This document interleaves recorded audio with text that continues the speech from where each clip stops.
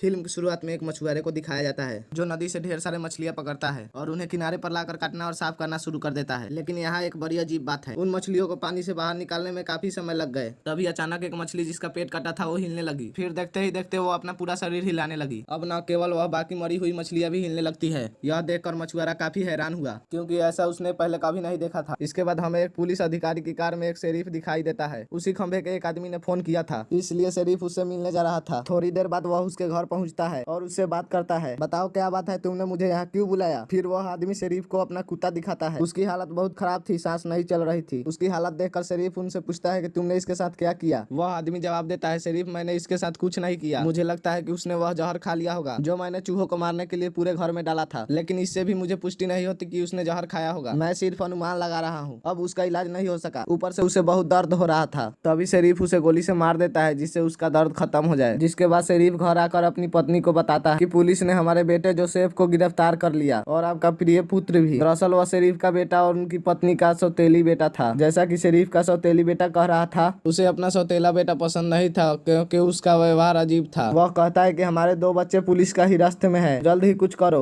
तुरंत थाने जाओ और उन्हें छुड़ाओ। इस पर शरीफ कहता है, मैं जल्दबाजी में काम नहीं लेता, अब धीरज रखो। इतना कहने के बाद शरीफ अपने पिता के पास जाता है। शरीफ के पिता वही मछुआरे थे जिन्हें हम शुरुआत में देखा था। जब शरीफ वहाँ पहुँचता है तो पिता उसे वे मछलियाँ दिखाता है जो मरी हुई थी और फिर से जीवित हो गई। वह अजीब तरीके से उछल रही थी। यह चीज भी शरीफ पहली बार देखी थी। वह कहता है कि आप इस बारे में इतना मत सोचिए, चलो इस मछलियों को जला दे। पेट्रोल कैन निकालने के लिए वह अपनी कार के पास गया। जब उन्होंने कार की डिक्की को खोली तो हैरान रह गए। कुछ देर पहले शरीफ ने जिस कुत्तों को मार डाला था वह फिर से जिंदा हो गया और उस पर हमला कर देता है। फिर शरीफ मानो अपना जान बचाने के लिए पीछे हटता है और उसे फिर से गोली मार देता है। इस बार गोली उनके सिर में लगी। आखिरकार यहाँ कुत्ते को मार दिया जाता है। उनकी मृत्यु के बाद शरीफ के पिता उन मछलियों को और कुत्तों को एक चीज में रखकर आग लगा देता है ताकि इन समस्याओं का जड़ ही खत्म हो जाए, जो कि मृत्यु के बाद पुनः जीवित हो जाना है। जिसके बाद शरीफ यहाँ से चला गया। वह सबसे पहले पुलिस स्टेशन जाता है अपने बच्चों को छुड़वाने के लिए। अब शरीफ के बेटी जो कोठरी में बंद थी उसके साथ एक आदमी भी रखा गया था जो कल रात से काफी खराब हालात में थी। उसे उल्टी हो रही थी। उसके हालात देखकर शरीफ का बेटा कहता है, तुम मर क्यों नहीं जाते? थोड़ी देर बाद आदमी को बहुत सारी खून की उल्टियां होने लगती है। यह देखकर शरीफ की दोनों बेटियां बहुत डर गई। वे तेजी से दरवाजे के पास आए और कोठरी का दरवाजा खटखटाने लगे और बाहर से मदद मांगना शुरू कर देता है। उसकी आवाज सुनकर शरीफ यानी उसके पिता और एक पुलिस अधिकारी तुरंत वहां आ गए और कोठरी का दरवाजा खोलकर अंदर आ जाता है। जब पुलिस वाला उस आदमी की हालत देखता है तो उसे लगता है कि इन दोनों ने उसे कुछ किया होगा। वह शख्स अचानक खड़ा हो गया। वह अचानक वहां आता है और पुलिस वाले की गर्दन पकड़कर दीवार में सटा देता है और वह उसे बहुत मारने लगा। उसने भागने की बहुत कोशिश की लेकिन वह आदमी पुलिस अधिकारी की छाती पर काट लेता है। यह देखकर जोसेफ उसे छुड़वाने के लिए बीच में आता है। वह उस आदमी के चेहरे पर मुक्का मारता है लेकिन तभी वह शकस से जोसेफ के हाथ पर भी काट लेता है। इस बीच पुलिस कर्मी ने खुद को छुड़ा लिया। वह एक रॉड उठाता है और उस आदमी को मारना शुरू कर देता है। वह आदमी नीचे गिर गया। पुलिस वाला उस पर वार करना शुरू कर देता है। पुलिस वाला उस पर रॉड से इतने वार करता है कि सकसे का शुरू कर देता है कि उसमें सकस से सिर कट जाता है। वह वहीं गिर गया। वह तुरंत उस महिला की घर गया। जब वह वहां पहुंचा तो महिला बहुत ही अजीब हरकतें कर रही थी। इसके बाद उसने शरीफ को थप्पड़ भी मारा। वह नीचे गिर जाता है। उस पर बुरी तरह हमला करती है और उसे काट लेती है लेकिन शरीफ किसी तरह खुद को छुड़ाता है और उस पर बड़ी रॉड से हमला कर देता है। वह गिरकर इतने हमला करता है कि महिला की मौत हो जाती है। इसके बाद हमें 6 महीने बाद का समय दिखाया जाता है जहां यह कारण सामने आया कि आखिर ऐसा क्यों हो रहा है। दरअसल ज़ॉम्बी वायरस पूरा दुनिया में फैल चुका था जिसके काटने के बाद दूसरा व्यक्ति इस वायरस से संक्रमित हो जाएगा। तो वही इस वायरस की वजह से पूरा दुनिया का बहुत बुरा हाल हो गया था। तो इस माहौल में जो लोग इस वायरस से बचे हुए थे उन्हें अपने लिए एक अलग जगह बनानी पड़ी। उन्होंने खुद को पूरी दुनिया से अलग कर अपना अलग क्षेत्र बना लिया। इसके चारों ओर एक दीवार बनाई थी ताकि बाहर से कोई ज़ॉम्बी उसके इलाके में न आ सके। अंदर रहकर वे ज़ॉम्बीज को मारने के लिए नए नए तरीके भी ढूंढ रहे थे। अब पता चला कि जोसेफ और उसके पिता शरीफ भूरे रंग के थे। उसके पास इस तरह ज़ॉम्बी से लड़ने की शक्ति नहीं थी क्योंकि उनके खून में एक खास तरह का खून था। इस वजह से वे ज़ॉम्बी के द्वारा काटे जाने के बाद भी जीवित बच जाता था क्योंकि उनके घाव बहुत तेजी से फैलते हैं और वायरस शरीर में नहीं फैला। यह क्षमता लगभग सभी भूरे में थी लेकिन गोरे वाले में नहीं। यही कारण है कि हर बार उसे ज़ॉम्बी काट लेता है। इस वजह से वे वायरस से नहीं लड़ पा रहे हैं और ज़ॉम्बी बन जाओ। अब शरीफ का दूसरा बेटा जोसेफ का सौतेला भाई छेद था लेकिन वो खुद गोरे लोगों के खिलाफ थे और बाहर किसी भी व्यक्ति ने उन्हें अंदर आने नहीं दिया क्योंकि ऐसा माना जाता है कि अगर कोई इस वायरस से संक्रमित हुआ तो अंदर से सभी गोरे लोग भी इस वायरस से संक्रमित हो जाएंगे। अब आज भी इस इलाके में जीवित लड़के को लाया जाता है लेकिन उसे एक ज़ॉम्बी ने काट लिया था। लेकिन ये बात वो किसी को नहीं बताती बल्कि वह चुपचाप यहीं रहने लगती है। यूसुफ और उनकी पत्नी बहुत चिंतित थे क्योंकि वो हमारे बच्चे के बारे में बात कर रहे थे जो अब उनकी पत्नी की पेट में है। मुझे नहीं पता कि वह इस वायरस से सुरक्षित है या नहीं। रही, क्योंकि उनकी पत्नी डरी हुई थी। वजह ये थी कि वो खुद गोरे हैं और उन्होंने ऐसा कई मामले देखे थे जिससे बच्चा अपनी माँ के पेट में इस वायरस से शिकार हो गया और अंदर ही अंदर अपनी माँ को खाने लगा। जिस पर जोसेफ अचरत होते हुए कहा कि आप इस बारे में इतना मत सोचिए। अब रात में शरीफ को पता चला कि इस इलाके में उनकी जरूरत की चीजें खत्म हो रही है, इसलिए वह अपने पिता और कुछ लोगों के साथ सामान लेने बाहर जाता है। जबकि अंदर शरीफ का दूसरा बेटा अपने दोस्त के साथ शराब पी रहा था। उसका दिमाग खराब हो गया और वह उस लड़की के पास जाता है जो इस वायरस का शिकार थी, जिसे आज यहाँ लाया गया। वह उसके पास जाने लगा, जिस दौरान लड़की एक ज़ॉम्बी में बदल जाता है। उनकी हालत बहुत खराब लग रही थी, उनके मुंह से खून निकल रहा था और उसकी आंखें अजीब लग रही थी। वह बहुत जालिम हो गई थी। वह शरीफ के बेटे पर हमला करती है और वह उसके शरीर का एक टुकड़ा उठाकर फेंक देती है, जिससे उसे इतना दर्द हुआ कि वो जोर जोर से चिल्लाने लगा। उसकी आवाज सुनकर सभी लोग वहां आ गए और ये नजारा देखकर उनके होश उड़ गए। तब तक जोसेफ भी आ गया और उसने उस लड़की को देखा और तुरंत आगे बढ़ गया और उन्होंने उसे एक साथ बांध दिया। अब जोसेफ और उसका दोस्त अपने सौतेला भाई को उनकी माँ के पास ले गए ताकि वह उसका इलाज करा सके, क्योंकि वह एक नर्स है। लेकिन जोसेफ के भाई को पता था कि मेरी हालत इतनी खराब है कि अब मैं बच नहीं पाऊंगा। उसे बुरे लोगों पर गुस्सा आने लगा, खासकर उनके पिता शरीफ और उनके भाई जोसेफ पर, क्योंकि वो उस लड़की को अंदर लेकर आए थे। उसकी ऐसा हालत किसने की? अब वह अपने भाई जोसेफ के पास आता है और उनके पेट में चाकू घोंप दिया और अपनी दोस्त के मदद से अपने एरिया का दरवाजा खोलता है। सभी लाशें अंदर भाग जाती है। अब थोड़ी देर बाद शरीफ अपने इलाके की हालत देखकर हैरान रह गए। वह रेडियो के माध्यम से अपनी पत्नी से बात करता है। फिर वह उसे बताती है कि यहाँ बहुत सारे ज़ॉम्बीज़ घुस आए हैं और उन्होंने हमारे अधिकांश लोगों को मार डाला है। यहाँ सिर्फ 7-8 लोग ही बचे हैं जो एक कमरे में फंसे हुए हैं। फिर शरीफ अपने एक दोस्त से कहते हैं कि तुम ऐसा करो, कार में बैठो, आवाज लगाओ और यहाँ से चले जाओ। कार की आवाज सुनकर ज़ॉम्बी कार के पीछे आ जाएंगे और इस तरह हम उनका ध्यान भटका देंगे, हम लोगों को बचाएंगे। उस आदमी ने वैसा ही किया। जब वह कार लेकर चला तो बहुत सारे ज़ॉम्बी उसके पीछे लग गए। इसी बीच शरीफ और उसका पिता अंदर चले गए और बचे हुए लोग को एक एक करके बचाए। लेकिन जब शरीफ जोसेफ के पत्नी को बचा रहे थे तो वो खुद पीछे रह गए। तभी लाशें उससे चिपक गई और उसे नीचे फेंक दिया। लाशों ने उस पर बुरी तरह हमला किया और उसे खा लिया। लेकिन शरीफ की मौत से ये दर्दनाक मौत हो गई। अब बाकी लोग बाहर आए और कार में बैठकर भाग गए। लेकिन शरीफ के मौत से ये सभी बहुत दुखी थे। तभी शरीफ के पिता के पास एक महिला का फोन आया जो उन्हीं के इलाके में रहने वाले थे। वह बताती है कि यहाँ चर्च में शरीफ के सौतेले बेटे और उसके साथियों ने हमें कैद कर रखा है, तो कृपया आए और हमें बचाए। यह सुनकर शरीफ के पिता को उस पर दया आ गई और उसकी मदद के लिए कार लेकर चर्च की ओर चल पड़ी। अब कार में जोसेफ की पत्नी की हालत खराब होने लगी। उसके बच्चे के जन्म का समय हो गया था। लेकिन तभी यूसुफ का सौतेला भाई आया और उसने उन दोनों पर बंदूक तान दी। वह अपने साथ एक ज़ॉम्बी भी लाया ताकि जोसेफ की पत्नी को काट सके, क्योंकि वह चाहता था कि उसकी पत्नी इस वायरस का शिकार हो जाए। लेकिन तभी जोसेफ की माँ लड़की को ले जाती है और उसे पीछे से गोली मार देती है। तभी ज़ॉम्बी उसकी ओर बढ़ने लगती है। वह जोसेफ की पत्नी को पकड़ लेता है, उसे नीचे गिरा देता है और उसे काट लेता है। यह देखकर जोसेफ दौड़कर इधर आता है। वह ज़ॉम्बी पर चाकू से हमला करता है। उसने अपना सिर काटकर धड़ से अलग कर दिया। तब यूसुफ अपनी पत्नी की देखभाल करता है। बेचारी महिला दुखी होकर कहती है कि मैं इस वायरस का शिकार हो गई हूँ और अब जोसेफ तुम्हें अपने बच्चों को बचाने के लिए कुछ करना होगा। अब इस कारण यूसुफ क्रोध से पागल हो गए। वह अपने सौतेले भाई से बदला लेना चाहता था। वह जोसेफ को चाकू से मार देता है और फिर उसे जिंदा लाशों के इलाके में छोड़ देता है